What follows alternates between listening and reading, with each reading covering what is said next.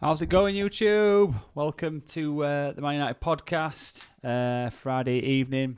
Let's get at it, man. Had a few beverages just to get me in the mood. Back on the look at this. Yes. Fresh as anything on this one. Loving this shirt, really. I wasn't a big fan of it when I first saw it, but really like it. Really like it now. Fresh. Need to get back playing. Wasn't for the slight niggle in my right knee. I'm going for a scan next Tuesday. Potential sort of rupture on my ACL, unfortunately. So hopefully when that's sorted, I can start playing again. But here we are, match day 12, Watford v Man United. So let's hope that all the things we've talked about this week come to some sort of fruition. It feels like it's been a week or 2 weeks of us all working ourselves up into a bit of a frenzy, and then nothing's really come of it. And we're sat where we're at now with Ollie at the wheel still, and us going into match day 12 with no change, other than the fact that obviously there's been some big news on Lingard moving, which I don't think has come as a surprise to anybody, has it really? The kid's been unreal. Was unreal last season on loan at West Ham. He's come back to United, done brilliantly, worked well with Ronaldo at times, setting him up for the winning goal against Villarreal at Old Trafford. Scoring a crucial goal against his loanee ex-club West Ham. And then just been punished really for no fault of his own. So very, very peculiar in regards to his man management, and I think he's doing the right thing. He did the right thing last season and made it clear that he wanted to move on. And I think Man United is such a big part of his life, such a big part of his love for the club, Lingard, and it's a huge shame. Academy talent, from United, from Manchester. Big, and that's a big thing I think for us as United fans, and even as your club, is seeing that talent coming through from the academy and doing well, and I think he's got a place in the team. I really do. I think with the way that Bruno's been performing of late, I think Lingard fits that mould, and I do hope they keep hold of him. I do hope that Ollie, before he goes, makes it his mission to get that kid in. Get that kid in the team, because let's be honest, Ollie's, regardless of how well he does this season, Ollie's gone at the end of the year. And obviously it could be soon, and depending on how these next 3 games go. I think these next 3 games are the crucial games. So let's see. Just going to open this beverage here, and then we'll crack on. But so we'll talk a little bit about that formation again, which is, I kind of already put it out earlier in the week. But I kind of want to talk a little bit about that again, just in terms of where I think we'll be at in terms of what I think he'll play. So then we'll got a bit of an in-guide recent results from the Wolves game. Talk a little bit regarding that, and then we'll just hopefully somebody jumps on and we get a few questions. But would have liked to have done a bit of a watch along tomorrow. I don't think that's going to happen, mainly because it's on the radio. We could do a radio watch along, I suppose, but I don't think there's any coverage of the United game tomorrow. So that's a bit of a shame.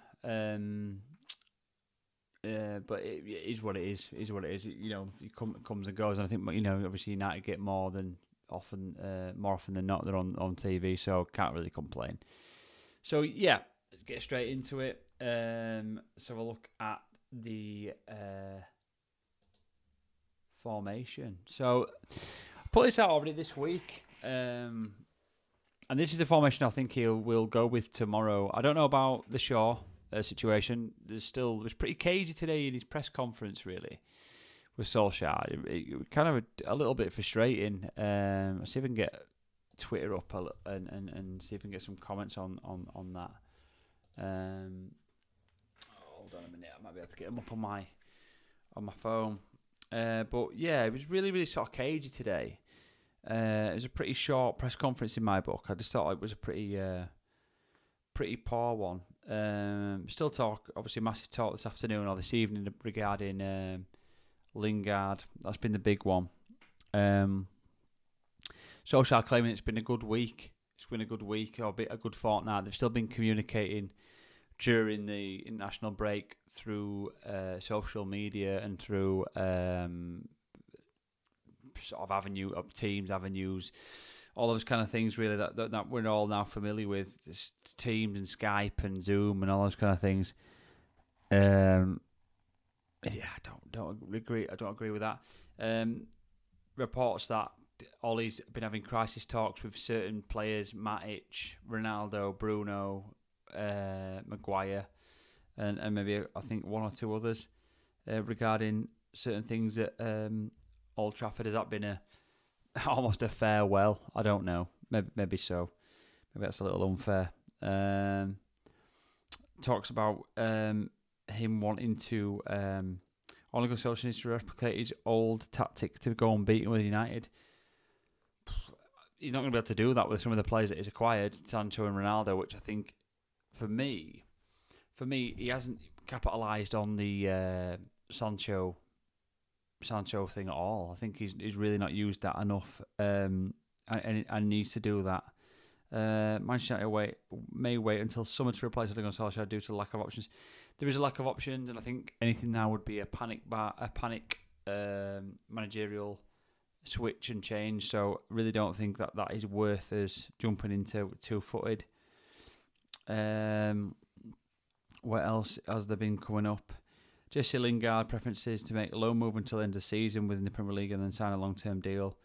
Should have happened last season, really. I think we were all pretty much sure that was going to happen with Lingard last season, with possibly West Ham. So, and I think it could happen again this season.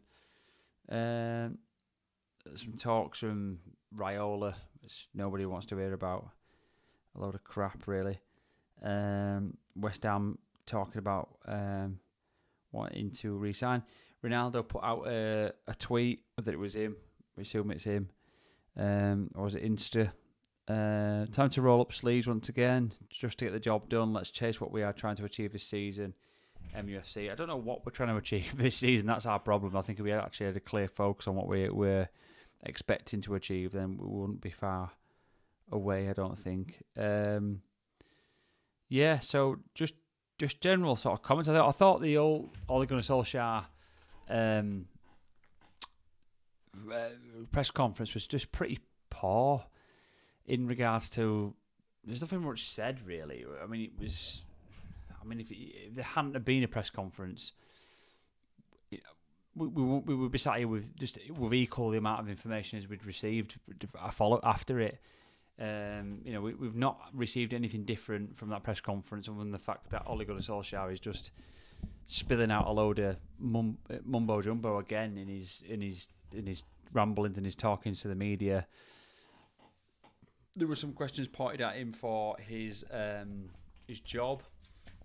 Obviously, he's going to come out and say, "Look, we're all talking, we're all united, we're all aiming in the right direction, aiming in the same direction." Of course, he's going to say that, and that's what he has been saying now for weeks. And if you're having to say that, then your job's under pressure, massive pressure, and hopefully that will change for him. I do hope it does change for him, because if it does change for him, then that means that United are winning games. So we'll have to just see there.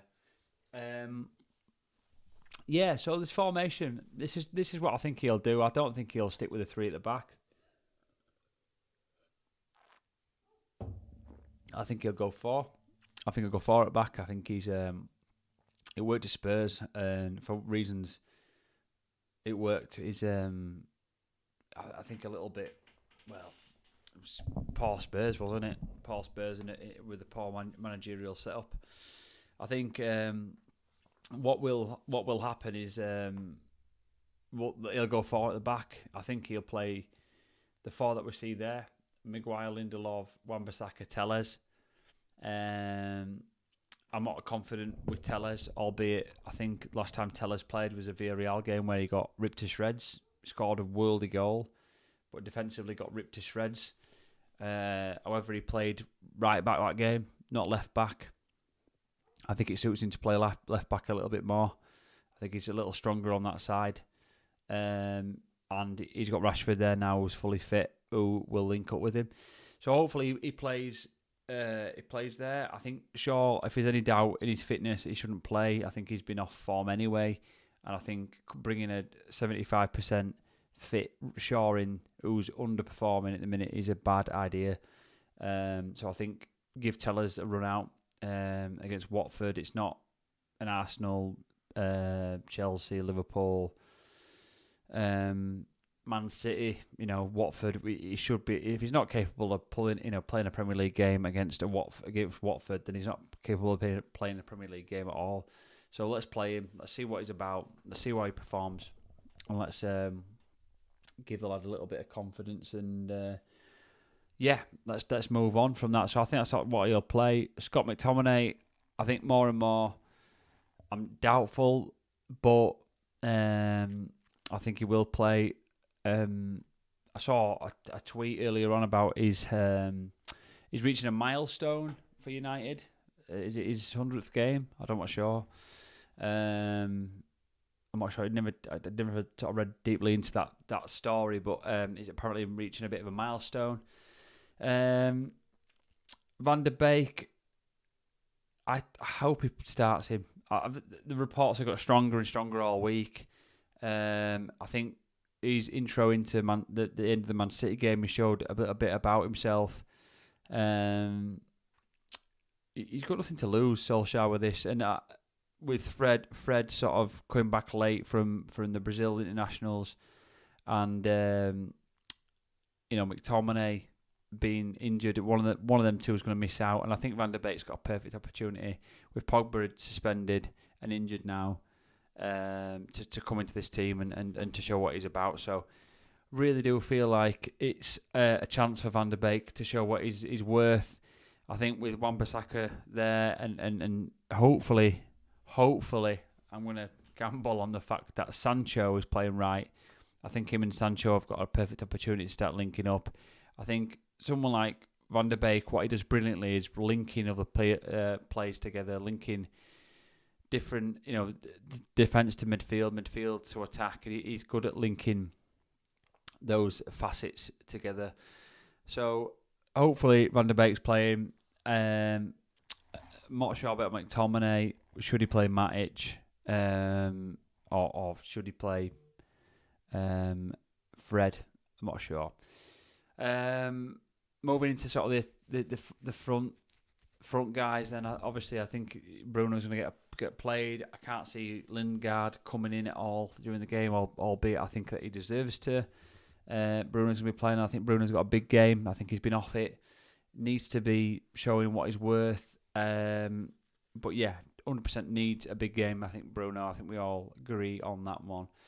Hopefully he plays Sancho on the right. I think he deserves a game in the position that he's more favoured in, which is a right-hand side.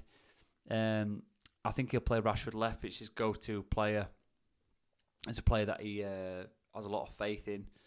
And I think he'll turn to Rashford. He's fit now. He's had 2 weeks to get himself a bit right. I think he was about 80-90% there a few weeks ago, and he was still playing him. So I think 100% he's playing tomorrow.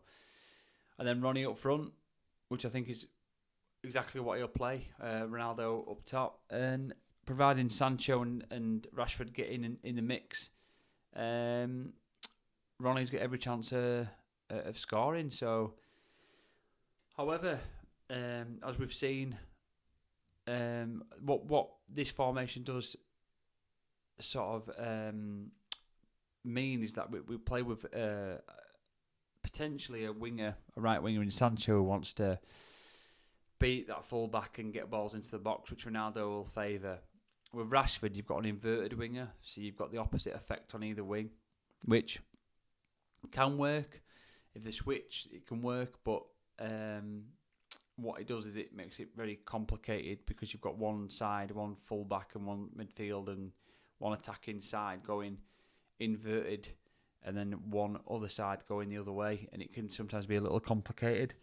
So hopefully Rashford does try and get down the left and get balls into the box, but I can see him cutting back onto his right, and then that means Tellers is going to have to do a lot of the legwork in terms of trying to get the balls into the box. Obviously, normally we see Shaw doing that. This time we're going to have to see Tellers trying to get up there, support Rashford, link up with him, and then he's going to have to be the one delivering those balls into the box, which I think is a strong part of Tellers' game, delivery and crosses into the box. So yeah, we'll see there. So that's a formation I think he'll go with. I've been banging on about this formation all week, really. Obviously, as part of this pre-match, I kind of wanted to bring it up again, but definitely think that'll be the formation. Or hoping that he does. I think the only doubt I've got in my mind is probably Tellers if Shaw's fit. Albeit I hope he does go with Tellers if Shaw's slightly unfit. Plus, I think he's off form. Whether he'll play McTominay instead of Fred or McTominay depends, but I think Van der Beek's got a definite shout, so I'm going to stick with my confidence that he'll play with Van der Beek in that midfield.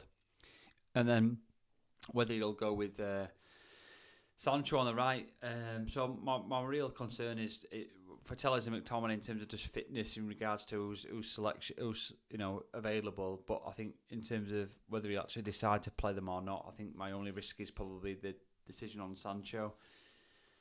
I think he'll probably avoid that if he's got any doubts. But I hope he goes with him. I think it's his perfect position. I think he will do a very good job in there. And I think with the back four then, still quite a compact midfield, I think, but then we've got width this time, and I think it'll work. So, yeah, hope he goes with that. So that's the formation I'm gonna run with, and hope that that's the formation he'll go with tomorrow. But we'll see. He can surprise you at times, Ole Gunnar Solskjaer. So we'll have to just see on that one. Yeah. So back to this. What do I want to show just really quickly? I'm only going to do a quick half an hour look ahead stream tonight. I think we've pretty much been talking about it all week, and I think with the international break, it's been there's been nothing else to talk about other than the fact that is Rodgers going to take over from Ollie? Is it going to be Zidane? Is it going to be Ten Hag? Is it going to be Renick? And then it was over to talk about Roy Keane with Maguire during the England games, and Maguire knee sliding into oblivion with a header against a Sunday League pub team. But other than that, it's been pretty quiet. So the look ahead this week's been done several times, I think, with the team selection and the injuries and this, that, and the other. So until this Premier League gets back into it again, it's going to be a interesting one. Disappointingly, obviously, there's no watch along tomorrow. I might still do one with a sort of a radio look ahead, and we'll see how we get on with that. But yeah, other than that, it's that is kind of what it is. So I just wanted to briefly sort of like show up Wolves' kind of like last few results, really. So this is a few games after the United game.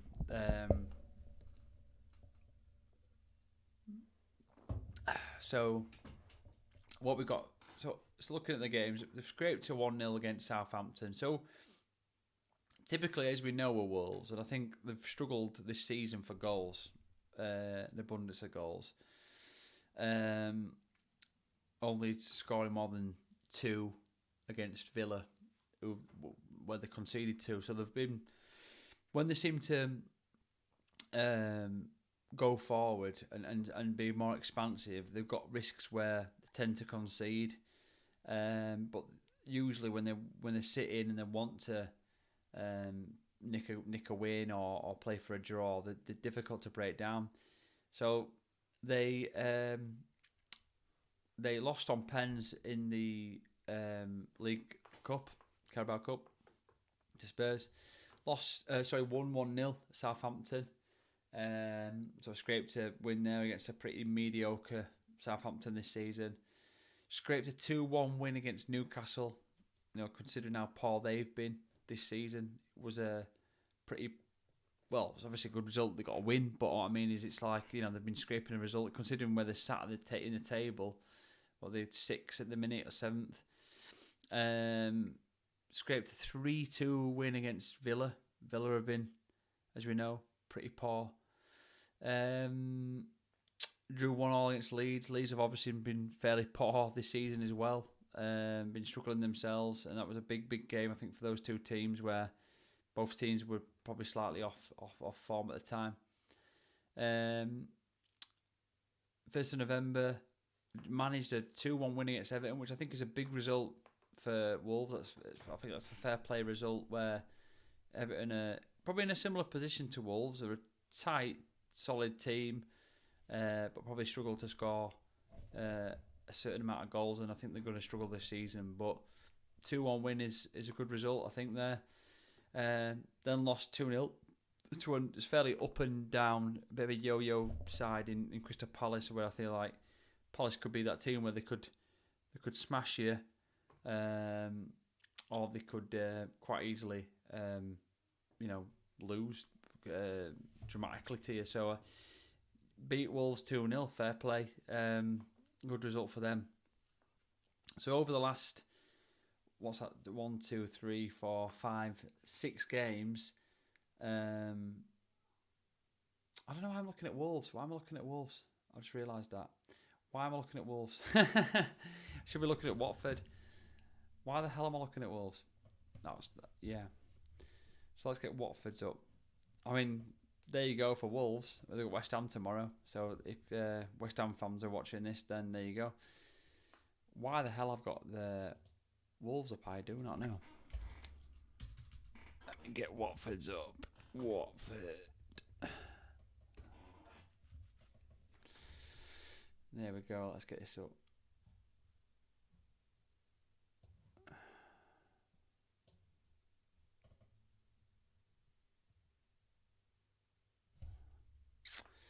Yeah, sorry about that.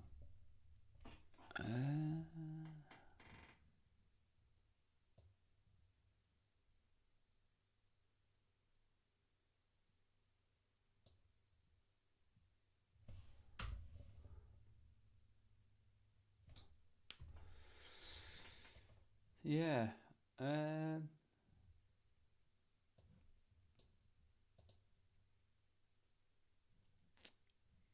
Yeah, I don't know why I've been talking about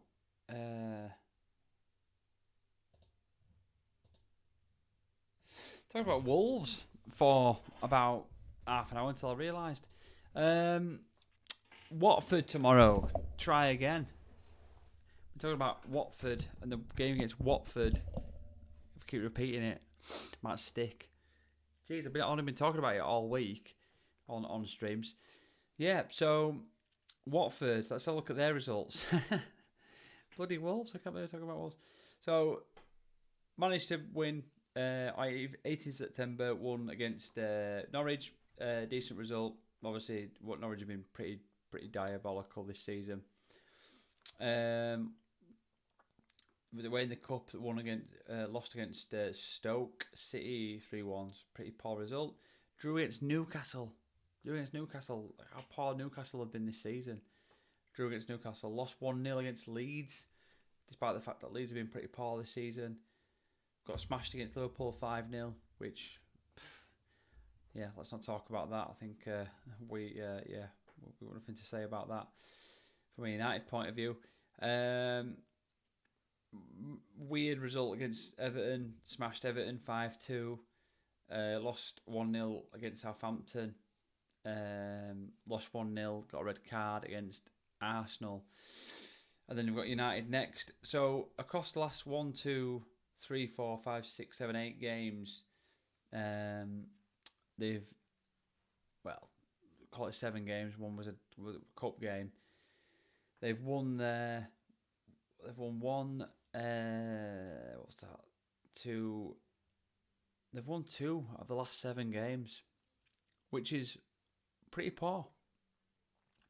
2 of those games were against Norwich and a probably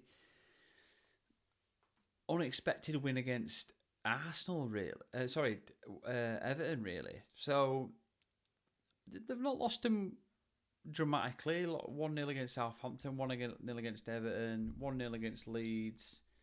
You expect a defeat against Liverpool. Probably unfortunate against Newcastle if you were to look back at the game. Obviously didn't watch it myself, but 1-1. I'm sure there was chances in that. So genuinely, an up and down kind of season so far for Watford, and they're there for the taking, aren't they? They've lost the last two. Haven't been on any kind of form. We've not been great, but we've got something to prove. So yeah, we need to kick on and win this game. So that's Watford in the last couple. Let's get rid of that. And we've got a big performance. Expectancy, I think. I'm hoping for a United 2-0. Whether I'm expecting that is a different story. I'm hoping for a United 2-0. I think we've got it in us to score a couple of goals if we want to. I think if he plays that team that I showed earlier on, I think that team creates, and I think it creates and it gives Ronaldo chances. Ronaldo will take those chances. I can see 2-0 tomorrow if we perform and if we work hard. But we know what we're like. We concede early, a goal, then it could end up being a scrappy game, and we end up getting maybe a 1-1 draw, or even just scraping a 2-1 win. I hope it doesn't go that way. I hope the performance is convincing. We dominate the game, we get control, and we win by 2 goals. And I'm hoping Ronaldo and, let's say, Sancho gets on the score sheet, but it probably will be Ronaldo 2 or Ronaldo and Bruno, who tend to be the breadwinners for us, don't they? So yeah, that's kind of where I think we'll be at. Yeah, so tomorrow I'll try and do a look ahead for the game tomorrow. A watch along for the game tomorrow. All sort of depends on the coverage, really. I know it's radio, so yeah, we'll have to see how that kind of works, but I will try and do a watch along tomorrow. The kickoff is at 3. So yeah, middle of the road in terms of the afternoon. So yeah, that's kind of where we're at. Yeah, so thank you if you've been watching. Thank you if you do watch this back. Don't forget to comment, share, like, and subscribe if you can. Just gives me a little bit of support, just getting more people in. Hopefully we can get to a point where we get a few people in the stream when I put it up, and then we can have a bit of a chat along. And eventually what I'm going to do when I do get a few people in watching, I'm going to get some other people alongside me to chat about the build up and the watch alongs and the pre-match.